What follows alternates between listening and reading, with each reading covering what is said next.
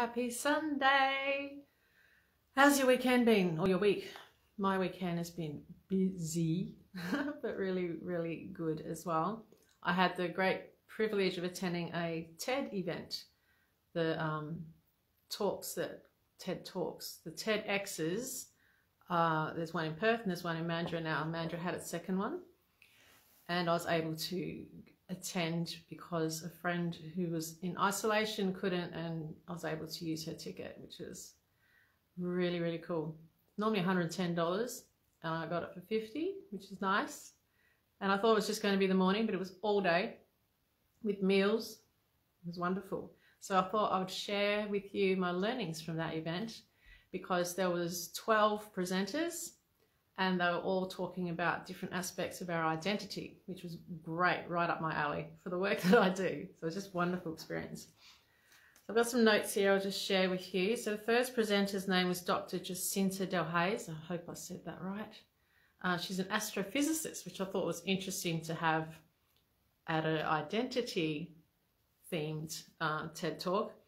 But she was talking about, which I would definitely relate to. She was talking about how the sky unites us. We're all looking up at the same stars, the same moon. And she gave a great example of our First Nations people here in Australia. They refer to the Milky Way as being an emu, and she showed the shape of the emu. And she actually works in South Africa, or has been till COVID. And she showed a photo of the same emu, the Milky Way, in South Africa. So it connects us, the sky connects us in that way. And also looking down from space onto planet Earth, there are no borders. We're all on the same planet. So it was a lovely way to start the event.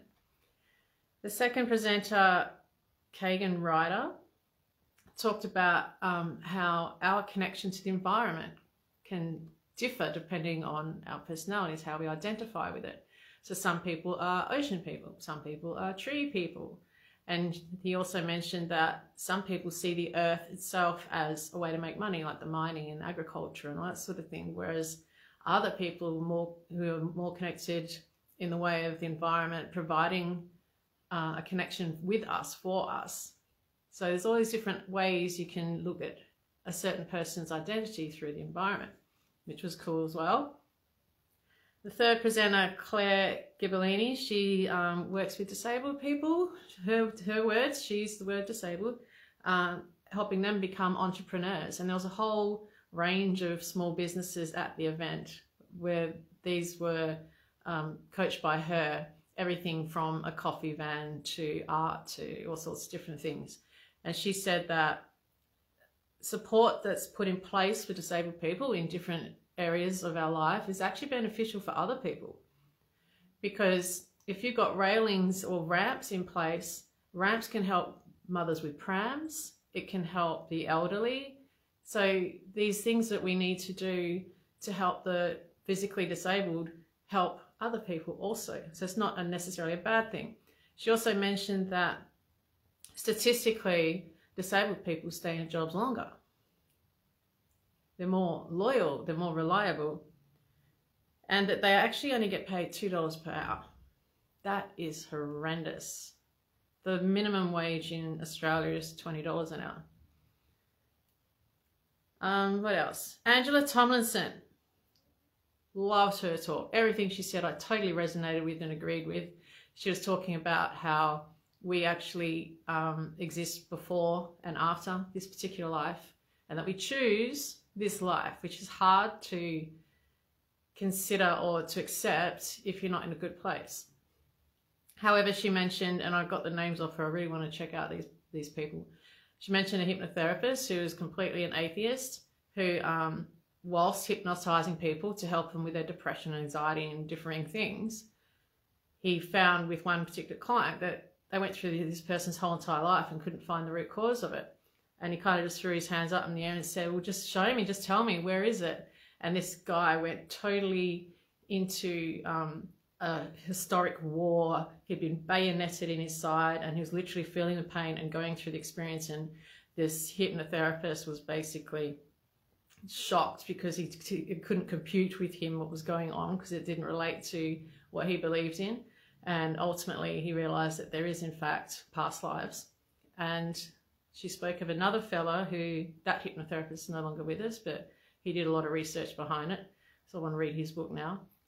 She mentioned someone else who he went through surgery and ended up with nerve damage, and he was in traumatic pain all the time. And he chose to start meditating, doing a meditation program to work through that pain.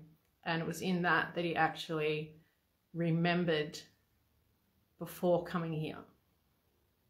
And he was able to describe in detail the choices and why he was put in this position of being in this pain and all the rest of it.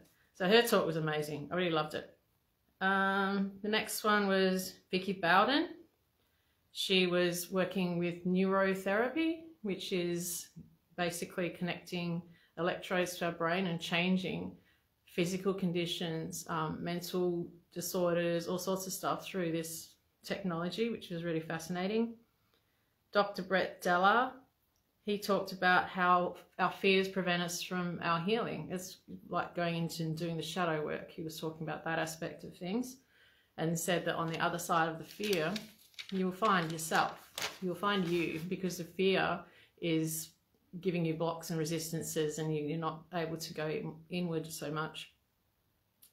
Jo Abraham, she talked about her discovery. She knew she was adopted, but she found, she got a letter from her brother, her true brother. She didn't know any of her true family.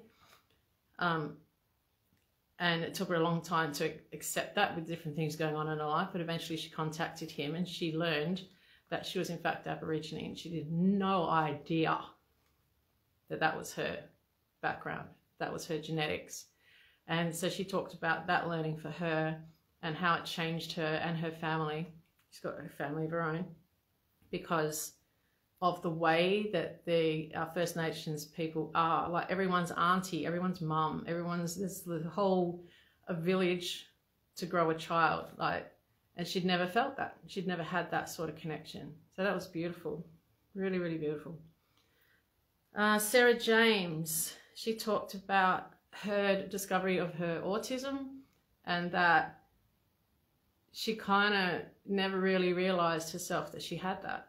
And she said there's a lot of, particularly women, because we tend to serve others all the time and neglect ourselves. There's a lot of women around misdiagnosed or not diagnosed with all sorts of different conditions because we're so busy pleasing others. And that was interesting. Rudson Barkoma, he spent 25 years of his life basically hiding from his parents that he was gay, and he'd have his partner would lie and pretend he's his housemate, and his friends would pretend they're hetero and all this sort of stuff because he was terrified of telling his parents for reasons that he went into. And then eventually he just decided it's time, he has to, and his parents embraced him. So he kind of realized he'd really wasted 25 years with all that negative thought and hiding and not being himself. And he said he felt every time he's talked to his parents, because he hadn't told them, felt like he was lying to them. So it's really important to actually be yourself, was his message. Jamie Wilkinson, he talked about our digital identity. So there's lots covered over the day. It was great. And he said the three main things you can do to protect yourself is have different passwords. Because if you've got the same password, obviously, for everything, and someone figures it out from that site, they now have access to hundreds of your sites, including banks.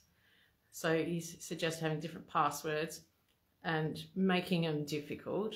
He mentioned there's a password creator, some sort of an app that you can use, and to use two-factor authentication wherever you can. So that's when a code is sent to your email or to your phone or something to access. So it's not just your email address and password. You have that as well. Then people need to not only have your email address and password, they need to have access to your phone as well. And the third thing you can do is actually really look when you're getting emails from your bank and things. Have a good look at how it's written and that sort of thing. Belle Lockerbie, she talked about words, how words are different. I actually believe this in the respect that a word can mean something depending on the intent you put behind it.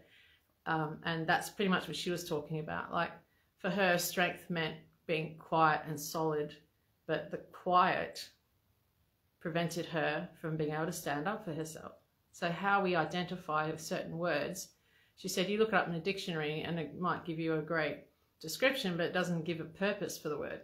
She says we need to look at the purpose of the word, and if it's not a good purpose for you, then maybe change what that word means for you. And the last one to speak was Noelle Martin, who's actually Young Australian of the Year a couple of years ago now, I think.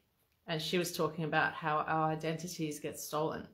And she talked about how this new, I'm using Facebook now, I realise the irony here, but this metaverse that Zuckerberg is creating, there's over 10,000 people working on it.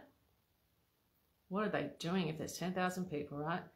And apparently, to make it as real as possible, they're going around, and I guess it's like the Google Maps, where Google Earth has photos and stuff. They're taking photos and things of all the locations that are popular because they need to instill it into this program so that it's more lifelike. And she mentioned how our First Nations people, as an example, their places that are sacred